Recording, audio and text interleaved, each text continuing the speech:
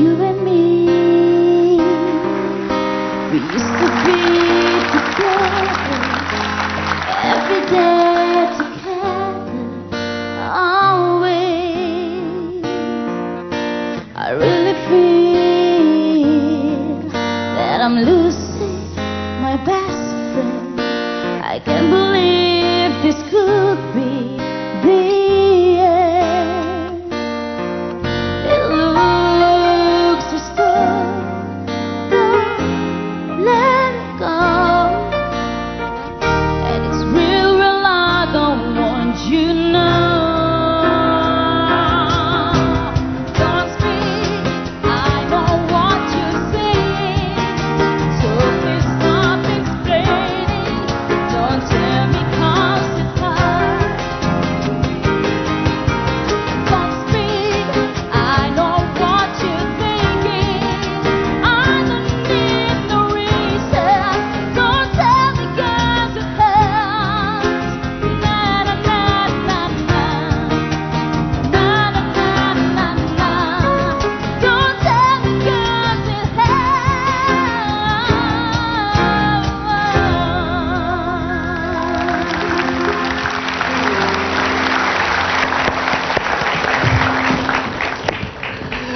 Selamat malam, apa kabar Anda? Senang sekali saya Hilbram Dunar bisa kembali hadir malam hari ini menemani Anda. Mudah-mudahan kita semua dalam kondisi yang penuh dengan kebaikan, kesejahteraan, kebahagiaan dalam keadaan yang sangat super. Apa kabar untuk Anda yang sudah hadir di studio malam hari ini? Super! Saya minta tepuk tangan untuk Anda semua. Senang sekali kita bisa bertemu karena tadi Sisi sudah membawakan sebuah lagu di pertama, Don't Speak dari No Doubt. Ketika berbicara, kadang-kadang kita suka ngawur dalam berbicara.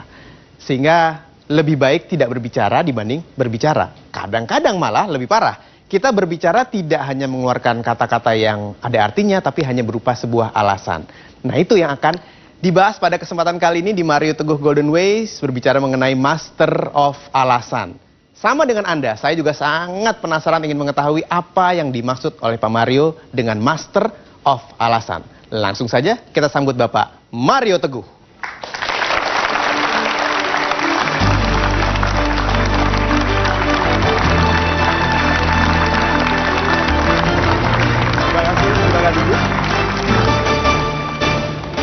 Terima kasih sahabat-sahabat saya yang super, yang hatinya baik.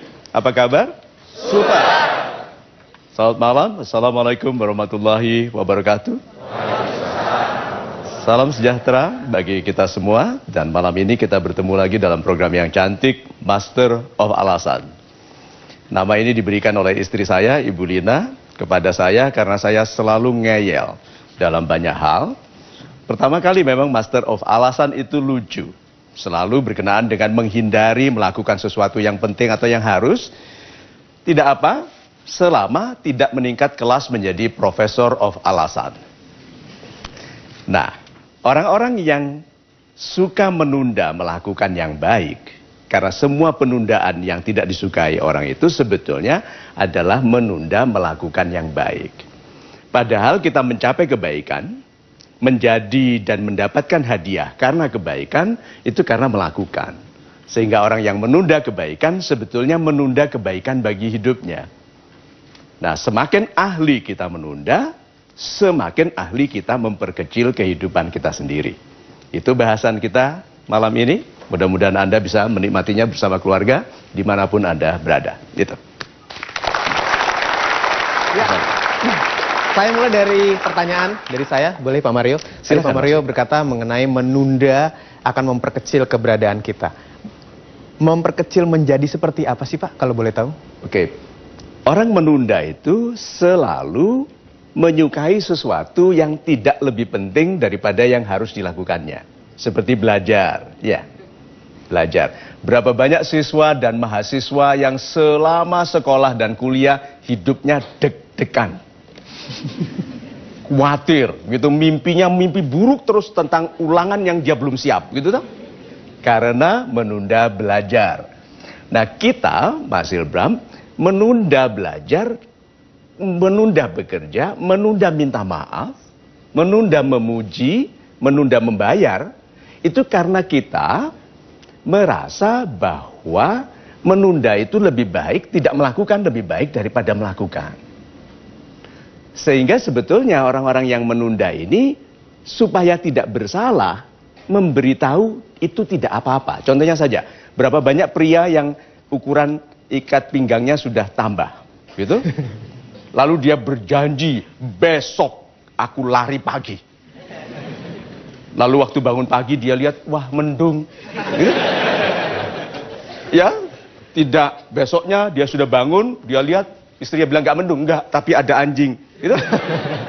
Jadi orang-orang yang menunda itu selalu membuat alasan supaya dia tidak merasa bersalah. Itu sebabnya ada istilah master of alasan.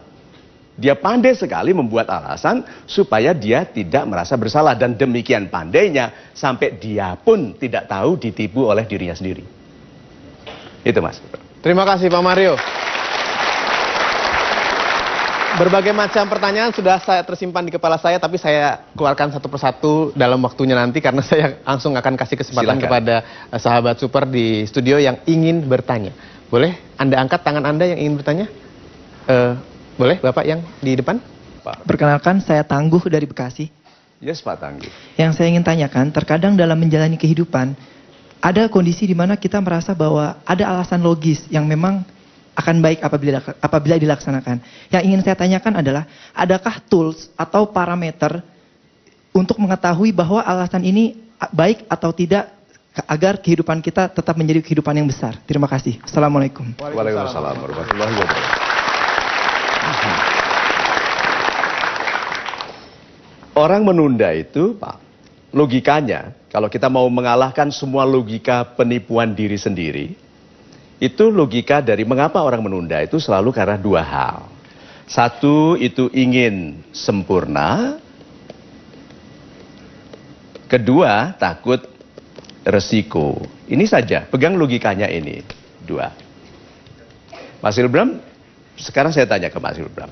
Orang-orang yang selalu menuntut sempurna, dia tidak mau melakukan karena belum sempurna, biasanya orang yang hidupnya sudah baik atau yang belum? Belum Pak Mario. Iya.